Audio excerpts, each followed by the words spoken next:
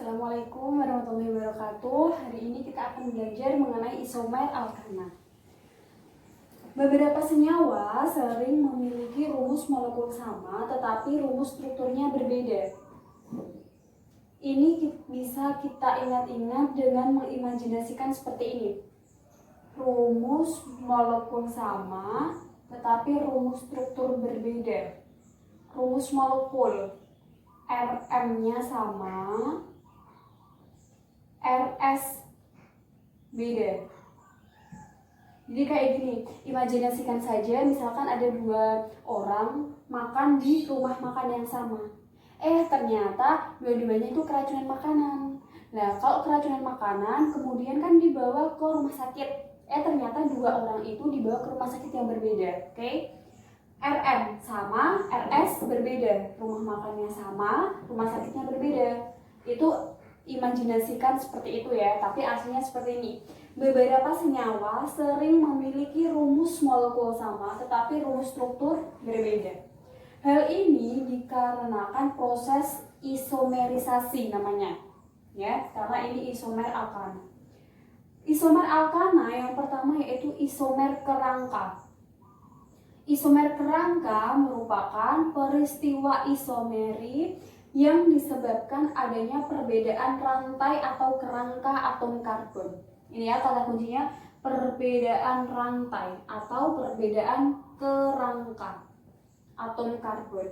Tuliskan isomer dari, misalkan, tuliskan isomer dari C4H10. Nah, inilah yang disebut dengan rumus molekul. Ada beberapa kemungkinan dari C4H10. Yang pertama misalkan kita gambarkan dengan rantai lurus, C-nya ada 4, C4H10 itu artinya alkana karena dari CnH2n plus 2. Berarti semuanya ikatan tunggal. Kemudian kita lengkapi atom H-nya. C, ikatan kovalennya itu ada 4, kalau di sini sudah ada 1, maksudnya garisnya 1, berarti kurang H sebanyak 3. C yang ini, garisnya sudah 2, berarti kurang H sebanyak 2. Ini garisnya sudah ada 2, berarti kurang H sebanyak 2. Yang ini garisnya baru 1, berarti kurang H sebanyak 3. Kemudian kita beri nama, rantainya lurus, berarti ada imbuhan huruf N. C-nya ada 4, nah singkatan metet probupen heksahunda metana etana propana butana, 4 itu berarti butana. Nah, sehingga namanya menjadi N-butana. Kemudian bagaimana kalau kita potong satu atom C? Sehingga rantai terpanjangnya menjadi 3. 1, 2, 3. Hasil pemotongan tadi kita letakkan sebagai cabang minimal di nomor 2. Kenapa, Bu? Gini, kalau misalkan kita letakkan di nomor 1 seperti ini, nanti kan rantai terpanjangnya menjadi 4. Rantainya tidak ada cabangnya, artinya rantai lurus. Berarti nanti namanya juga sama, N-butana. Ini tidak bisa karena kita sudah menemukan N-butana sudah ada. Jadi ini tidak berlaku. Kalau isomer itu namanya harus beda ya. Kita ulangi, kita potong satu atom C sehingga rantai terpanjangnya menjadi 3. 1, 2, 3. Pemotongan tadi letakkan di cabang minimal nomor 2. 1, 2 letakkan di sini.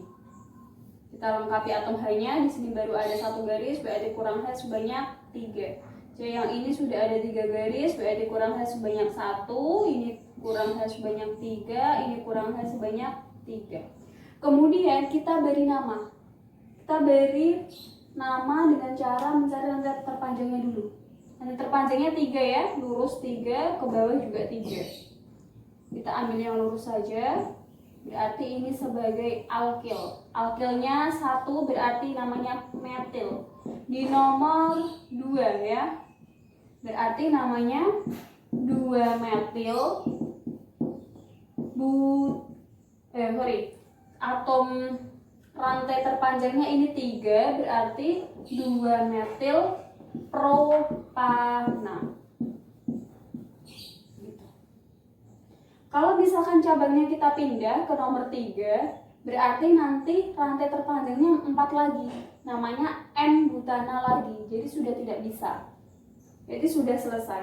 Jadi isomer dari C4H10 ada 2 isomer ternyata. Soalnya seperti ini, buatlah isomer dari C5H12.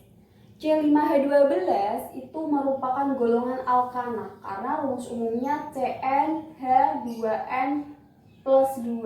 N-nya 5, 5 kali 2 10, ditambah 2 jadinya 12. Itu. Berarti langkah pertama kita buat rantai lurus dulu sebanyak 5 C-nya. Kita lengkapi atom H-nya. Di sini baru ada 1 garis, berarti kurang H sebanyak 3. Ini kurang 2, kurang 2, kurang 2, di sini kurang 3. Karena rantainya lurus, berarti namanya adalah N-pentana. C-nya 5 ya, berarti pentana. Langkah kedua, kita potong 1 atom C-nya, berarti rantai terpanjangnya menjadi 4.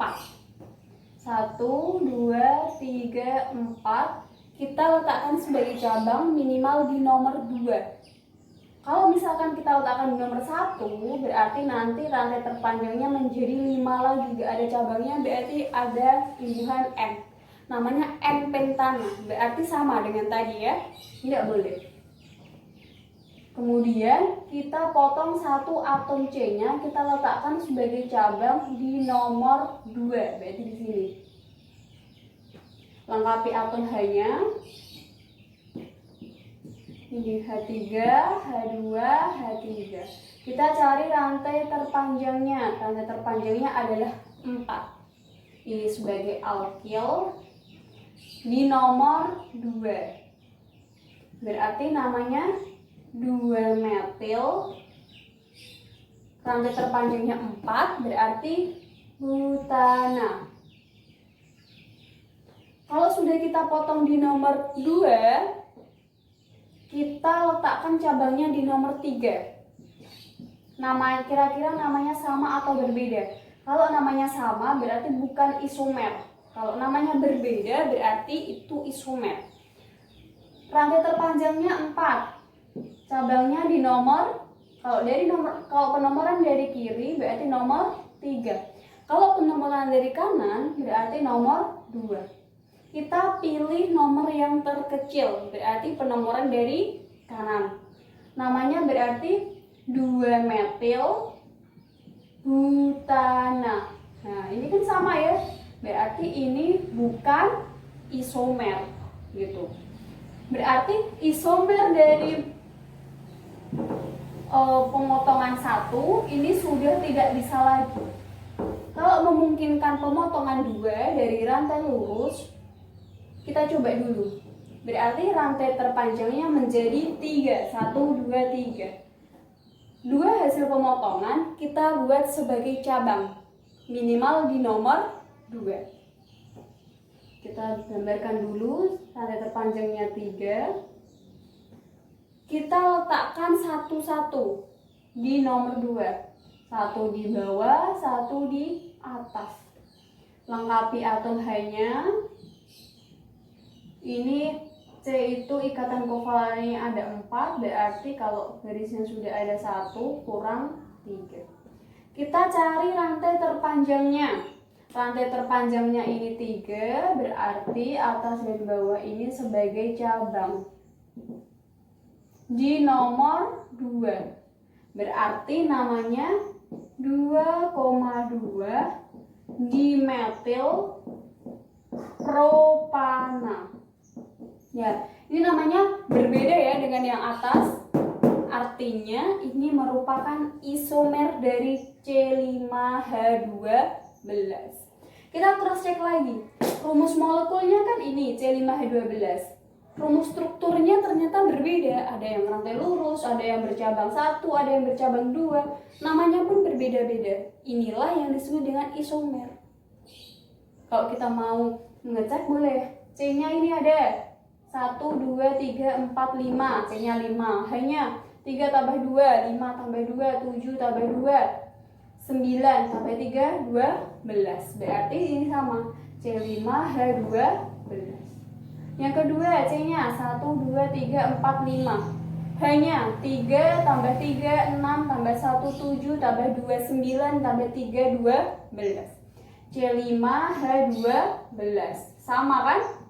Yang bawah, C-nya 1, 2, 3, 4, 5. Hanya 3, 6, 9, 12. Sama. Ya, inilah yang disebut dengan isomer. Kalian silakan coba-coba aja pemotongan satu atom H, letakkan di cabang nomor 2, kemudian nomor 3, lalu beri nama. Kalau namanya sama dengan yang sudah ada, itu berarti bukan isomer. Jelas? Ya. Dari dua contoh yang sudah saya paparkan tadi, berarti kita bisa membuat isomer dari alkana dengan cara yang pertama, buatlah rantai lurusnya tadi ya, rantai lurus. Kemudian berilah nama. Potong satu atom C, letakkan sebagai cabang minimal di nomor 2 pada rantai utama. Kemudian pindah-pindahkan cabangnya di nomor 3 ke nomor 4 jika memungkinkan. Kalau pemotongan satu atom sudah selesai, silahkan potong 2 atom C dari rantai terpanjang. Letakkan sebagai cabang minimal di nomor 2 pada rantai utama. Seperti ini ya. Letakkan di nomor 2. Pindahkan cabang apabila memungkinkan. Pindahkan ke nomor 3, nomor 4, dan seterusnya jika memungkinkan. Oke? Kemudian 2 atom C hasil pemotongan letakkan sebagai cabang dengan cara satu di atas, satu di bawah. Ini ya. Jadi dipisah-pisah, bukan langsung 2 gitu. 1, tapi di C nomor 2. Kemudian ulangi langkah 4 sampai 6. Jadi kalau misalkan potong 2 udah selesai, potong 3, potong 4, dan seterusnya jika memungkinkan. Kemudian terakhirnya diberi nama. Kalau namanya sama itu berarti bukan isomer. Oke? Ya. Berikut informasi tambahan dari jumlah isomer. Dari C4H10 itu ada 4 isomer. Ini sudah kita buat tadi isomernya. C5H12 ada 3 isomer. C6H14 5 isomer, C7 itu 9 isomer, hingga C10 itu ada 75 isomer. Jadi semakin banyak jumlah atom C-nya, maka isomernya itu semakin banyak pula. Ya? Jelas sampai sini? Ya. Saya kira cukup pembahasan kali ini, semoga menjadi ilmu yang bermanfaat. Wassalamualaikum warahmatullahi wabarakatuh.